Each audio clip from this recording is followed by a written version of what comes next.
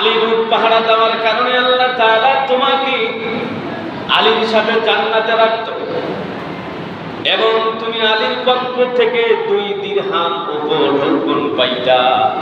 আলী রাদিয়াল্লাহু তাআলা চিন্তা করে আল্লাহকে ডাক দিয়ে বলে, আল্লাহ, উটের তো লাগাম নাই, আমাকে পথ চাইতে হবে, উটের সাথে তো কথা বলতে হবে।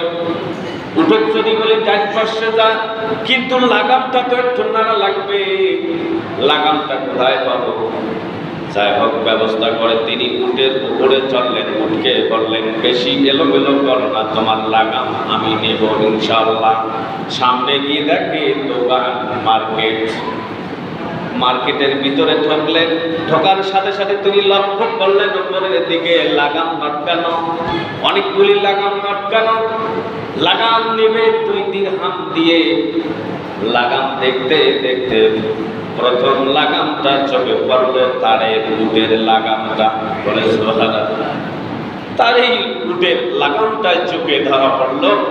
আহা, আল্লাহু আকবার, আমি আমার উটের লাগামটা পেয়ে গেলাম।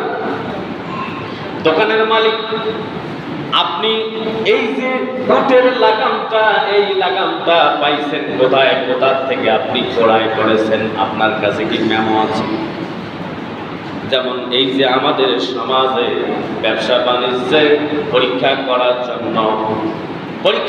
জন্য আইন প্রশাসন আছে, এরা মাঝে মাঝে আসি বাজার মনিটরিং করে, দোকানে ঢোকার পর ভাই এই মালটা যে আপনি ক্রয় করেছেন, আপনি যে এত বিক্রি করেন, দাম বাড়াইছেন, আপনি কোথা থেকে কিনেছেন, কয় টাকা কিনেছেন, মেমো দেন। মেমো দিতে পারে না, তখনই জরিমানা করে। ঠিক না বেটি? তখনই জরিমানা করে, আপনি চোর। বাজার রেট হলো 10 টাকা, আপনি বেচান 20 টাকা। আপনাকে তো এটা বেচাইতে দেয় নেই, আপনি মেমো দিতে পারেন না, কোথা থেকে কি সেটা জরিমানা করে। হযরত আলী রাদিয়াল্লাহু তাআলা আনহু বললেন, ভাইজান, আপনি পাইছেন কোথায় এটা?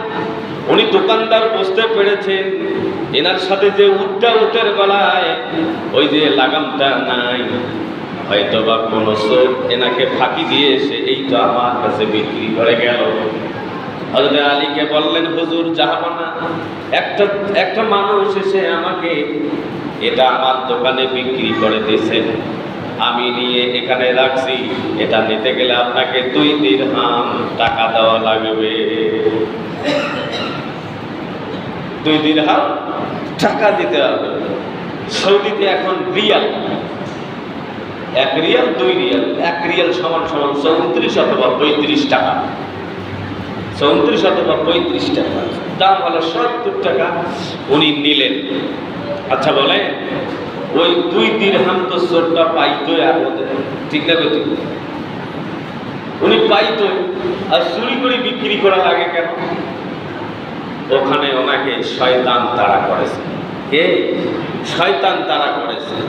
আর শয়তানের কাজ হলো তাকওয়াটাকে নষ্ট করে দেওয়া। এই খবরটা আল্লাহ পাক জানেন না? না জানেন? জানেন না? আল্লাহ পাক জানেন। উনি যে এখানে চুরি করছেন, ওনার একটা লোক ছিল যে এটার দাম মনে হয় কত হবে, এটার দাম মনে হয় কত হবে। সমাজে কিছু চোর আছে, নামাজ পড়তে আসে, মানুষের জুতা পাল্টে নিয়ে যায়, আছে না নাই?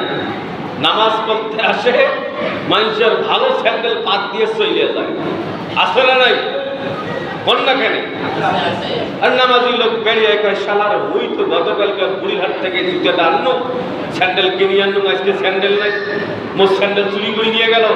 বাইতুল নাজার জামি মসজিদ আর আসবে না, থাকিস তো, আর নামাজও তো আসবেন না, কয় না? না কয়? তো কিছু কিছু লেবাসধারী চোর আছে, লেবাসধারী চোর আছে, কিছু কিছু নামাজি চোর আছে, নামাজকে ফাঁকি দেয়, নামাজকে ফাঁকি দেয়। আল্লাহ রাব্বুল আলামিন বলেন, আত্তাকুল্লাহ ইন্নাল্লাহা খাবীরুম বিমা তা'মালুন। আল্লাহু আকবার। তুমি কতটুকু তোমার তাকওয়া আছে, তোমার কতটুকু তোমার ভয় আছে, কতটুকু পরহেজগারি আছে, আমি কিন্তু এটা জানতে পারি। কারণ তুমি একবার নামাজে যাও আর একবার না যাও, তা তাকওয়া কেমনে থাকে, ভয় ভীতি কেমনে থাকে আল্লাহর প্রতি? ঠিক না? ঠিক পারে? মন খারাপ করতেছে, মন খারাপ করেন না, ওয়াজ শুনবেন, ওয়াজ শুনে আল্লাহর কাছে নিয়ত করবেন যে আল্লাহ আমাদের মাঝে যদি কোন ভুল ভ্রান্তি হয়ে থাকে, ওয়াজ শোনার পর, কোরআন শোনার পরে আমি মানার চেষ্টা করিব। এই কথাও যদি বলেন সওয়াব আছে, এই কথাও যদি বলেন পুণ্য আছে, নেকি আছে, তাও হইলে কিন্তু গুনাহ আছে। রাগ হইলে কি আছে? গুনাহ আছে। রাগ করি কোনো কাম নাই। বক্তব্যগুলো হলো আল্লাহ, বক্তব্যগুলো হলো কার? বক্তব্যগুলো হলো আল্লাহ। তাকওয়া অর্জন করতে হবে আমাকে আপনাকে, কারণ আল্লাহ পাক এই দুনিয়ার জমিনে আমাদেরকে পাঠিয়েছেন। এই ভয় ভীতিটা সব জায়গায় আপনাকে আমাকে সেটিং করতে হবে। যদি আমি সেটিং করতে পারি তাহলে তবে তো সফলতা। এই তাকওয়ার বিষয়ে আপনাকে আমাকে জানতে হবে কার কাছে গিয়ে যে তাকওয়া কি, পরহেজগারি কি, এগুলো জানার জন্য কারো না কারো সংস্পর্শিত জাতি হবে। ঠিক না বেটি? নামাজে আসলে নামাজিদের সাথে একসাথে রুকু করা যায়, সেজদা করা যায়। মনটা ভালো হয় না খারাপ হয়? বলেন, মনটা ভালো হয়। কোনো কিছু জানার জন্য যেতে হয়, যিনি জানেন তার কাছেই যেতে হয়। ঠিক আছে ঠিক? তার কাছে গিয়ে যদি আপনি জানতে পারেন কোনো কিছু, মনটা খুশি হবে না ভালো খারাপ হবে? খুশি হওয়ার কথা, খুশি হবে। এই জন্য আল্লাহ রাব্বুল আলামিন বিভিন্ন জায়গায়, বিভিন্ন সূরায় আল্লাহ পাক অনেক কথা বলেছেন। আল্লাহ পাক এই জন্য বলেছেন পবিত্র করার, তাকওয়াওয়ালা হওয়ার, পরহেজগারি হওয়ার ওয়ে আছে জ্ঞানী লোকদের কাছে। জ্ঞানী লোকদের কাছে যাও, জ্ঞানী লোকদের কাছে যাও। জ্ঞানী লোকরাই হলো নামাজি, জ্ঞানী লোকরাই হলো শিক্ষিত, জ্ঞানী লোকরাই হলো তাকওয়াওয়ালাকারী। জ্ঞানী লোকওয়ালারাই হলো কি স্যাপটাগিরি করে না, জ্ঞানী লোকওয়ালারাই হলো কি আল্লাহ রাস্তায় খরচকারী। এদের সাথে যাও। এই জন্য আল্লাহ রাব্বুল আলামিন যুগে যুগে জ্ঞানী লোক এই দুনিয়ায় পাঠাইছেন। নবী রাসূলগণ জ্ঞানী না? নবী রাসূলগণ কি এনারা ইলম আল্লাহ পাকের পক্ষ থেকে আল্লাহ পাক তাদেরকে দিয়েছেন, তারা আমাদেরকে জানাইছেন, তারা আমাদেরকে জানাইছেন। নবী রাসূলগণ ধারাবাহিকতা অনুযায়ী এসেছেন এবং ধারাবাহিকতা অনুযায়ী তেনারা চলে গেছেনও, কিন্তু তাদের ইলমগুলো আমাদের মাঝে আছে না নাই? কোরআন এবং হাদিস আছে না? রব্বুল আলামিন 62 নম্বর সূরা, সূরা জুমআ, আজকে যাওয়ার জুমার দিন, সূরার নাম জুমআ। আহারে এই জুমার মধ্যে আল্লাহ পাক বলেন হুয়াল্লাযী বাআসা ফিল উম্মিয়িনা রাসূলাম মিনহুম ইয়াতলু আলাইহিম আয়াতিহি ওয়া ইউযাক্কিহিম ওয়া ইউআল্লিমুহুমুল কিতাবা ওয়াল হিকমা।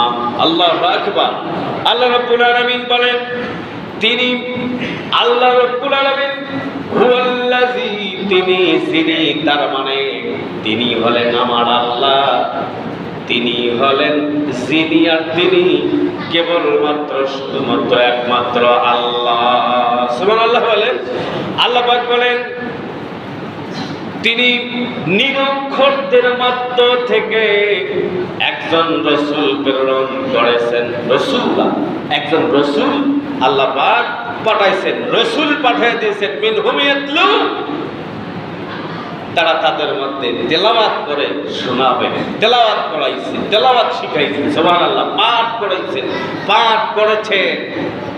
যেমন কোরআনুল কারীমে সূরা আলাকের মধ্যে আছে ইকরা বিসমি রাব্বিকাল্লাযী খালাক, রিড দ্য হোলি কোরআন। কোরআন পড়ো, তোমার আল্লাহর রবের নামে পড়ো। কি পড়তে বলছে? কোরআন পড়তে বলছে। কোরআন আল্লাহ পাকের পক্ষ থেকে এসেছে, নবীর উপরে নাজিল হয়েছে। সুবহানাল্লাহ বলে। তো কোরআন জানলে অবশ্যই আমরা বুঝতে পারবো, কোরআন জানলে তারপরে ওখান থেকে জ্ঞান নিয়ে কেমনে পরিষ্কার পরিচ্ছন্নতা, কেমনে তাকওয়ালা হওয়া যায়। আল্লাহ রাব্বুল আলামিন এখানে একটি শব্দ ইউজ করেছেন, ওয়া ইউযাক্কিহিম ওয়া ইউআল্লিমুহুমুল কিতাব। আল্লাহ পাক এখানে কিতাবের কথা বলেছেন যে তাদেরকে পবিত্র পরিশুদ্ধ করেছেন তিনি মহান আল্লাহ, এবং তিনি শিক্ষা দিয়েছেন কিতাব হিকমতের সাথে। সুবহানাল্লাহ বলেন। কিতাবের কাছে যারা আসবে তারা আস্তে আস্তে হিকমতও শিখবে, তারা আস্তে আস্তে হিকমতও শিখবে। ঐশী বাণীর জ্ঞান না থাকলে তাকওয়ালা হওয়া যায়? ঐশী বাণীর জ্ঞান থাকতে হবে, কোরআনওয়ালা জ্ঞান থাকতে হবে, প্রিয় নবীজির মুখসৃত বাণীর থেকে জ্ঞান অন্বেষণ করতে হবে। এই জ্ঞান অন্বেষণ করলে তাকওয়ালা হওয়া যাবে। তাহলে সব জায়গায় দাম পাওয়া যাবে, সব জায়গায় পবিত্রতা থাকা যাবে, এবং সব জায়গায় তাকওয়ালা পরহেজগারিওয়ালা হওয়া যাবে। দেখুন, যারা কোরআন এবং হাদিস থেকে বাহিরে চলে গেছে তারা যে কোনো সময় ধরুন আমাদের বাংলাদেশ, এই বাংলাদেশের সমস্ত লোক তাকে যে কোনো সময় অপমান করতে পারে, ঠিক না বেটি? যে কোনো সময় অপমান করতে পারে, কারণ তার ভিতরে হিকমত নাই। কিতাবের যে একটা হিকমত, ইলমি কিতাব, কিতাবের ইলম, ওখান থেকে যে একটা হিকমত থাকতে হবে, কৌশল থাকতে হবে, এইটা না থাকার কারণে বাংলাদেশের সমস্ত লোক তাকে অপমান করে, বিদায় করে দেয়, ঠিক না বেটি? যেমন রিসেন্টলি সমস্ত স্টুডেন্টদের মন খারাপ, সমস্ত